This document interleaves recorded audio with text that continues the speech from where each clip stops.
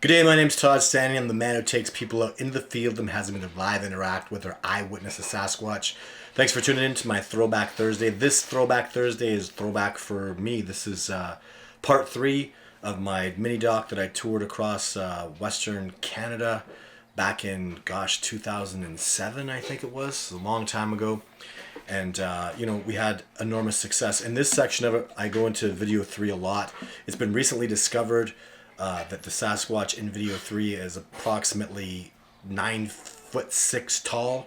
So when you watch this first section of this video, really keep that in mind that this Sasquatch, I mean, it's definitively proven so reasonably that Sasquatch was enormous. So now when you get on board, when you're talking about this Sasquatch, people, if you think it's an actor, how did I hire a 9 foot tall actor? And if there's no such thing as a 9 foot tall man, how did I get a 6 foot tall, 7 foot tall man to run in 2 foot tall stilts? It doesn't make any sense. So this is real footage, people. I don't know what it's going to take to break that down for people to comprehend. Like this video three, I've been talking about this. I go through this in detail back in the day because I knew this is just so significant. It can't be a man in a suit. It's running bipedally. It's a Sasquatch. So it was a big deal back in the day when I was playing this and showing this around in theaters. And it still is a big deal to me today, even with the recent discovery of the analysis proving that Sasquatch is so tall. I added to this too. I had a Sylvanica, I called it Expedition 4. So I put that in here too. That's about. It's got some nice Jake footage. You'll see that at the end, and then I'll talk about some more stuff at the end of this as well. So enjoy this mini doc. It was a big deal to me doing this mini doc because I toured it around to get signatures. To gather signatures for the petition for species protection. As you may or may not know, I'm also the man who was involved in the California lawsuit to sue the government for not acknowledging species, and also in British Columbia. And I'm not done by a long shot. It just takes time. I have so many things to do. I have so many levels of stuff going on right now that we're just doing the best we can, just trudging along with the amount of support and facilities that we have to use to make this discovery move forward from a legal standpoint. So at this time of year, I'm mostly boots on the ground. I'm out in the bush doing expeditions. But anyway, stay tuned to the end of the video. I got lots more stuff to tell you about. So enjoy this mini doc, and stay tuned for lots more.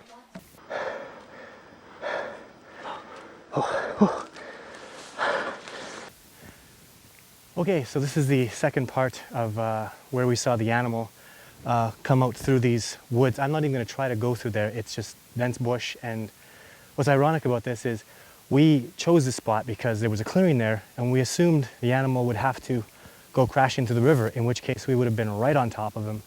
And Trevor, being as he is, probably would have ripped a hair sample off him physically, but it didn't happen because the animal went through this area, which is just insane. The rocks here are everywhere, and they're on this huge slope, and you step on them and they turn out, and there's just absolutely no path through here at all.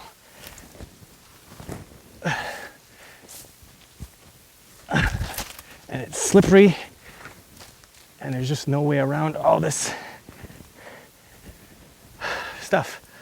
So the animal did its entire run from the beginning to end in approximately 17 seconds. So I'm assuming, there's just no way to know which way it went through, but came across like this and then just somehow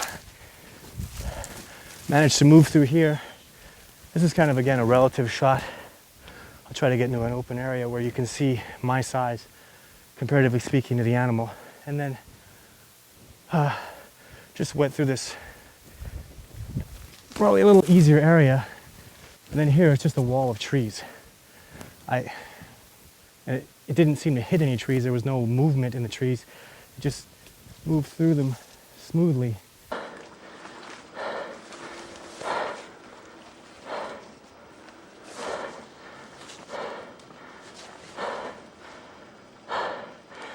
I think I got it. We chose this spot because we just thought there was no way he could come through here. And not only did he make it through here, he flew through here. These animals don't stand around for pictures. They're obviously very elusive animals. They're clearly nocturnal. The first night that we spent here was terrifying, to say the least. There were sounds all night. It was a whole incident that I don't ever care to repeat. When Todd first approached me, actually approached me with 2 pieces of footage, but I was immediately skeptical. I did some tests on the footage.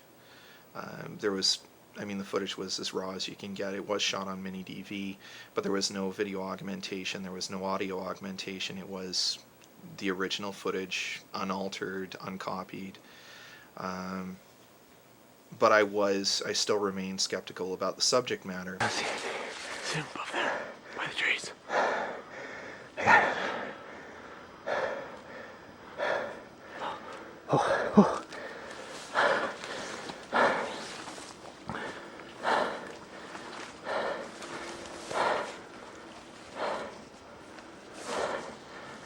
Let me be a devil's advocate. I am sure with Photoshop I could dummy up a picture of me standing between the Queen and Elvis holding next week's newspaper. Mm-hmm.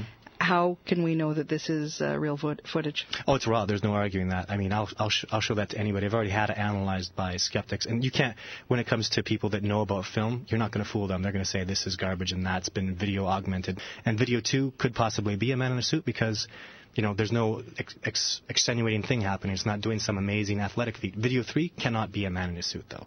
And I'll put that out there to people. I had a kineticist analyze this, and he's, you know, a big name guy, but he won't come in my documentary. He won't speak on behalf of it. So I need somebody who's a kineticist who will analyze this, watch the video, and come and speak on my documentary and come forward and say, hey, this is real. Like this guy, if this is real footage, because that's not his place of expertise.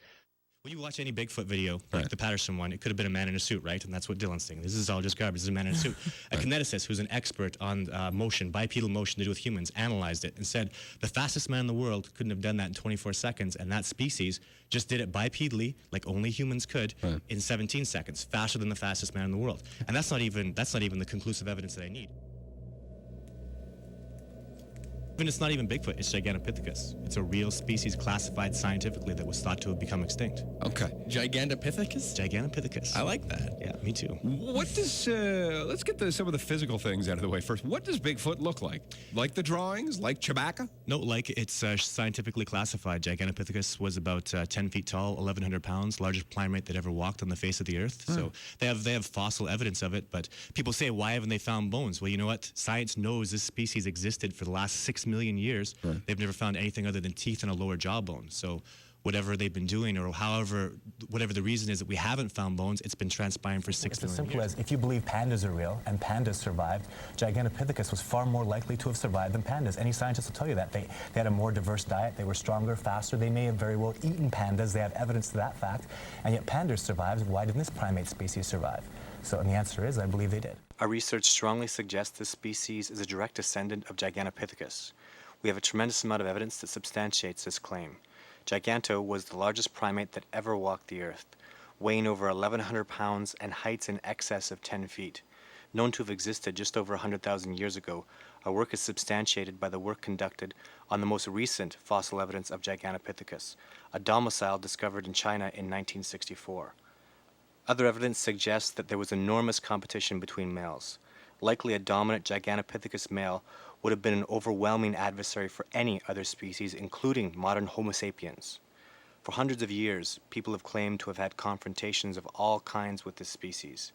Washington, 1924, in Ape Canyon, when a group of men claimed to have killed one of these animals before they suffered the retaliatory consequences of their actions. Ruby Creek, in 1960, where a family witnessed a large male exhibiting very uncharacteristic behavior. And more recently, the Dan Hamilton incident during the summer of 2005 in the Sylvanic region. Those stories were rampant in the region concerning Bigfoot, and the time of the incident closely coincided with our video documentation of the creature. The Dan Hamilton incident is unique in that of the dozens of interviews conducted over the initial 12 months, none of the people interviewed, including Dan Hamilton, ever mentioned Bigfoot. The Dan Hamilton incident illustrates more than anything else that ignorance is our own worst enemy. We may have had our research site compromised, but these animals lost what is likely one of their last remaining habitats. The first step to ensure incidents like Sylvanic and Ape Canyon never happen again is our petition. Signing our petition and legalizing species protection will ensure two very important things happen. It legally obligates forestry officers to assist us in our research and scientific discovery of this species. Secondly, it'll allow us to go public with our research without endangering these animals. My name is Todd Stanley, and you are watching what my team and I are calling Expedition 4. As I announced last year on the website, this new Sylvanic area is where we are attempting to conduct a study of the species commonly referred to as Bigfoot. My team and I have been on over 30 expeditions into this region, and 2 by me have yielded significant close proximity contact with these animals. For this October 2010 expedition, although there certainly were significant dangers, including the grizzly bear confrontation, I suffered only minor injuries. So before I get into detail of the expedition itself, I'd like to thank Radium Police as well as Kimberley and Invermere Search and Rescue. This region of the Rocky Mountains is certainly some of the most dangerous backcountry in the continent. Very few people ever use these trails, and a high percentage that do disappear or are killed. This area between Kootenay and Banff National Parks is where wildlife officers relocate bears and mountain lions that have become dangerous to people. So here are the spring 2011 photographs. I'll start out with this one. A photograph I'm still very proud of, but obviously doesn't show a whole lot, and if it was all that I got, it would have never been proven as Bigfoot. Here's one of the photographs. This looks like an artist's drawing, but it's not. It's actually a photograph. I just had to crank up the contrast and brightness and saturation so you could have a good look and see his eyes and his nose and his fur and everything that's there. And you'll obviously see it's the same animal as this guy is. He's a day watcher. This one, there was some sun coming through the trees, and you can see how it's sort of lit up the front of his face. Now we'll go into the videos, and the videos are all, again, of this same exact day watcher. So we start out with this one. All we'll be able to see here is an eyeball. Actually, his whole body's there. His shoulders, everything. You can see his eye right there in the middle of the screen. I'll highlight that for you again in a second. But there it is. It's highlighted so you can see his eye, and if you actually watch in the previous one a little bit, you can see it blink as well. Now, obviously, this one and the video to follow, this one we're watching right here where he's in the bottom right hand side, really not significant evidence at all. This illustrates, actually, if anything else, how much of a difficult time I was having getting my focus. I'm trying to focus through, half a dozen trees and branches, and again, if this is all the evidence that I had, it really wouldn't have been worth anything. You can barely see him moving there. At this point, obviously, you could even argue that was probably a bear. You can see dark fur and the lighter color in his face. On this one, it's getting pretty definitive. You can really see a nose and lips on the bottom left-hand side. You can see a little bit of movement out of him. And just amazing to me how well camouflaged his whole body and all of him was. This is the one that was released to media. When I released this video still to the media, I gave them a blurry one. I gave them about... The video still I gave them was right about here. And as you can see here, crystal clear. You can even see an insect fly up off of him, so a really clear shot. This one I had to really crank up on the brightness and the saturation. There's an eye blink for you. But again, the same animal as you're seeing in all these videos. I will slow it down a little bit for those of you who missed the eye blink. You can see his head moving there really slowly as well. But again, I'll slow down for the eye blink for those of you who missed it. Thank you very much. I hope you enjoyed this video footage.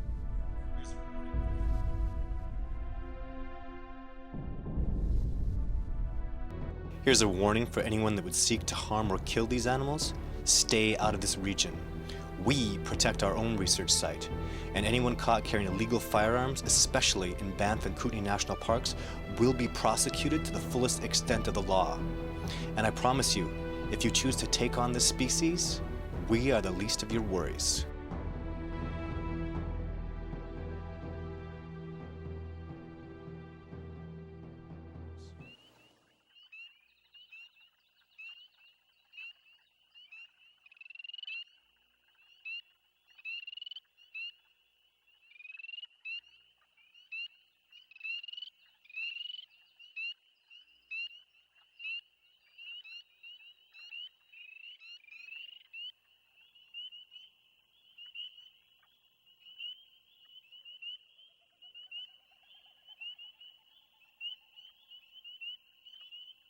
So a couple things to talk about is back in 2010 and 2011, I met my favorite Sasquatch in the whole world. That's the video 5 footage. That's Jake you saw near the end, that amazing, impressive Sasquatch. I got to know him really well. He was I was having the best results with him, but when you don't finish, when you're working towards a discovery process and your primary subject, Jake, gets older, he was in his family group, and he grew up, turned 19 or 20, and left. So he's gone probably forever. I'll probably never see him again. And he left years ago, and it's been you start back working with other Sasquatch in the troop, and it's frustrating, not being able to take the time necessary to get the research done, to and then to after all the work and all the success that you have, your primary research individual is gone. So very, very frustrating. And then the other thing that you might have noticed, I talked a lot about the Dan Hamilton incident. I was very obsessed about that, because people died and it was Sasquatch related. But the 411 guy and David Pilates and other people can focus on the fact that there are incidents where Sasquatch will kidnap people and will harm people, because there are going to be bad Sasquatch, because every individual is different. If I grew up, taught to hate bears and was a bear killer, and a bear killed my father, then I would hate bears my whole life. And the same thing with Sasquatch. Maybe somebody took a shot at them or harmed them, and they've just learned to fear people. I mean, let's face it, we're not a nice species, and we don't get along very well with others. A particular group of Sasquatch is not going to like us, and they're going to fight back. And when they fight back, they can do serious damage. They can smash and wreck and kill and destroy. But I decided after the Dan Hamilton incident, with all the work that I'd done with it, I was just going to walk away from that whole dark side of it, because the radium Sasquatch, the Nordic Sasquatch, the multiple different groups I've seen in Washington and Montana, they're not violent and they're not angry, hostile. They're very peaceful, harmonious species. And when you study bears, I'm not studying bear attacks. I'm not studying bear murders, because that's 1% of the population. I don't think that's reasonable. The vast majority of Sasquatch clearly don't harm and hurt people for the most part. And I decided to focus on that, and that's why I have the research areas I do. Those Sasquatch, if they wanted me dead or gone, I'd be dead and gone. No one would ever find anybody. My expeditioners would disappear. And that's never happened. Nobody has ever been harmed in any way, by a Sasquatch or by anything, by any animal on my expeditions. No one's been harmed in any way, shape, or form. No blown knees, no damage in any way, shape, or form. So, and that's greatly due. Why aren't people focusing on the times that Sasquatch have saved people? Those are the incidents I want to hear about, and that exists. That happened to me twice. The Sasquatch have definitively saved my life on 2 different occasions. You want to talk about something? Let's talk about that. So, anyways, I hope you enjoyed the mini doc. That was all done to get species recognition and protection. I still fight for those things. I still work for those things. They matter to me a great deal. And, lots more new stuff coming. So, I'll keep doing the Throwback Thursday videos. I'm Wednesday live. Sasquatch Sunday this week is going to be awesome with the New York, the Empire State expedition that was tremendously successful. So thank you for all your support, and stay tuned. Lots more information coming. We're just moving forward. We're just taking leaps and bounds, and lots of really good things to come. Take care.